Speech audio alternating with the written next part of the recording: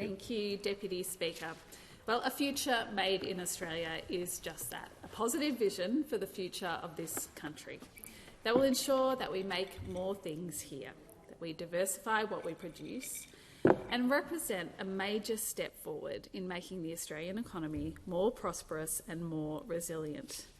This is our government seizing the opportunities that do come as part of the global economy and the transition to net zero.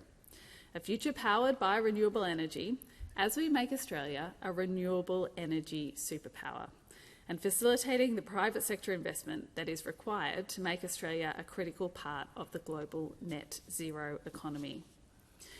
At the heart of this is our government's determination to set Australians up for a better future. This is the work we are doing every day, and it is why a future made in Australia is so critical. It ensures that Australia is taking up the opportunities we have to drive the clean economy opportunities, the jobs of the future, as we also tackle the climate crisis that is in front of us.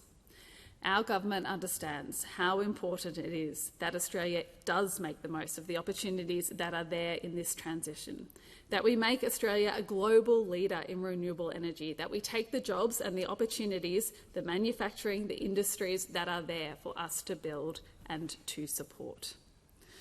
Our government understands this. We understand this work is critical for now and into the future. But of course, those opposite just want to say no to this work. The Liberals and the Nationals do not want to build a secure and prosperous future for this country. They have no interest, it seems, in a secure and prosperous economy into the future. They fall back on their negativity, on their denial, and of course we saw that in the decade of denial and drift in which they were in power. So it's not surprising that Australians only need to look across the other side and see the actions of the Leader of the Opposition, see the Liberals and the Nationals, who continue to enable the climate denialists in their ranks to call the shots and to set a path for Australia that fails to seize the opportunities that are there in front of us, failing to take the action that we need to tackle the climate crisis, to build a stronger, more resilient country and set us all up for a better future. Deputy Speaker, this legislation for a future made in Australia includes a range of principles to ensure that our investments are promoting safe, secure, well-paid jobs with good conditions, developing a skilled, inclusive workforce. It's taking a collaborative approach to engaging local communities, including all of those communities who will be crucial to the transition to net zero. Those are communities right across our country, in regional areas and in metro areas like mine. It's strengthening Australia's domestic industrial capabilities and our local supply chains, and it's demonstrating transparency and compliance with Australia's tax system.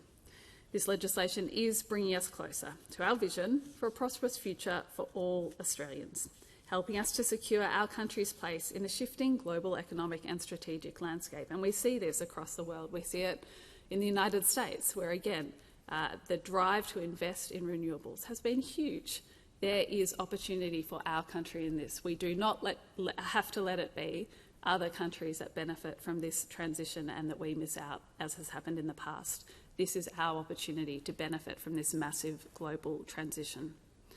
We as a country have actually been delivered an incredible set of cards that will make us the beneficiary of this global net zero transition if we do the work right, if we take up the opportunity, and that is what this government is doing.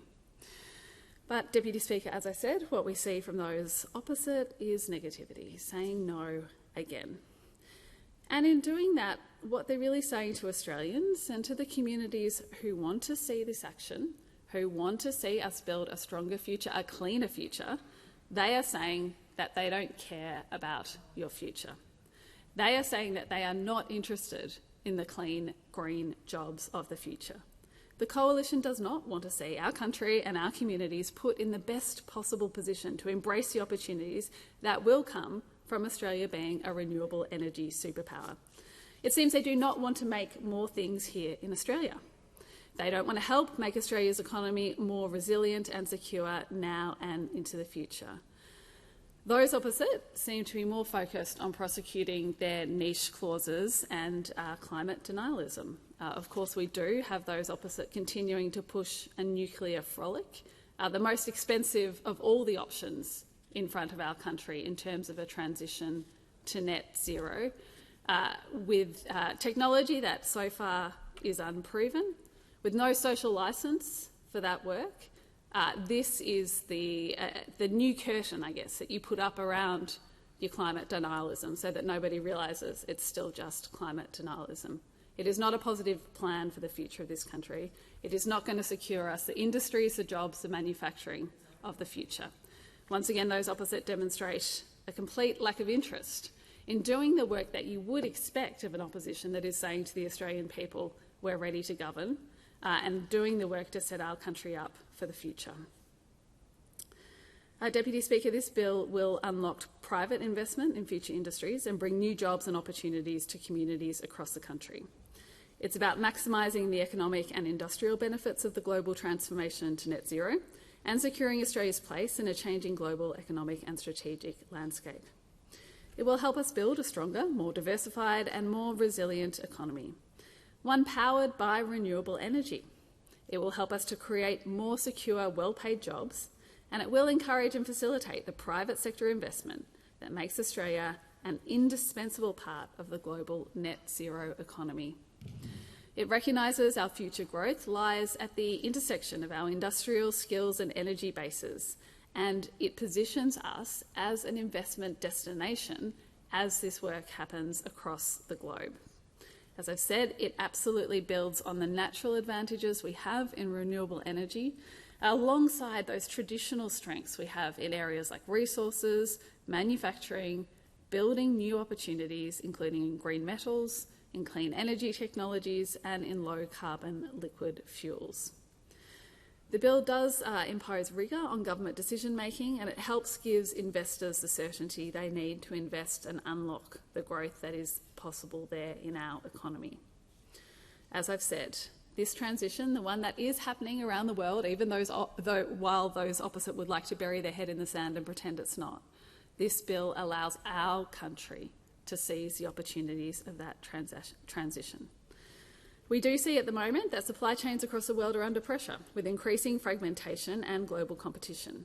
So the new opportunities emerging in clean energy industries are what will shape our economy and the global economy over the next decade and beyond. We are ideally placed to benefit from these global transitions underway due to our comparative advantages, our capabilities and our trade partnerships. And we do know that the private sector is responding to these opportunities, but there is absolutely also a role for government in creating the positive framework, the positive environment for these investments as the momentum builds towards a net zero economy. We do want to ensure that public investment and the private investment it attracts flows to communities in ways that benefit local workers and businesses. This transition only works when we bring people with us, and that is the opportunity, again, for jobs, for industries right around the country, in regions and in communities like mine, where we do develop more skilled and inclusive workforces. And of course, we've been putting the resources into Fee Free TAFE to make sure that we are building the skilled workforce of the future that we need to support this. Working with diverse communities to make sure that what happens in this transition benefits not just big manufacturers, not just big companies, not just our broader economy, but benefits every Australian.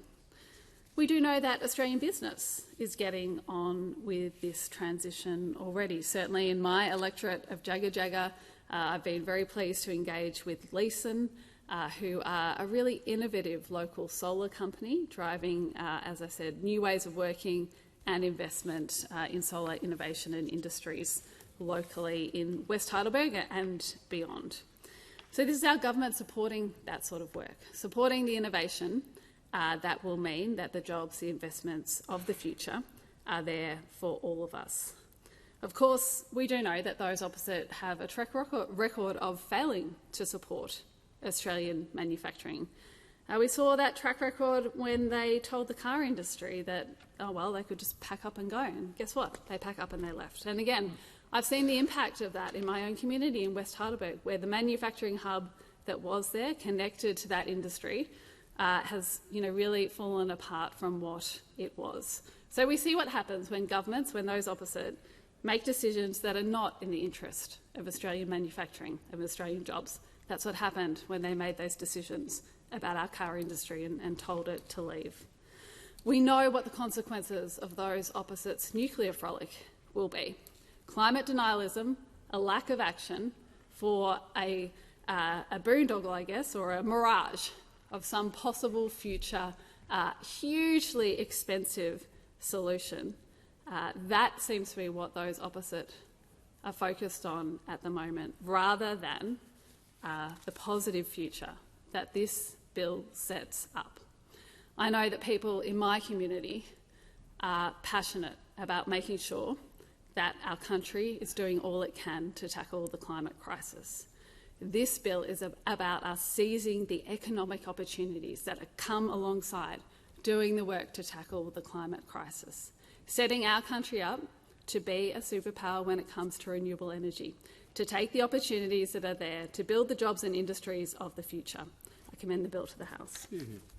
Oh,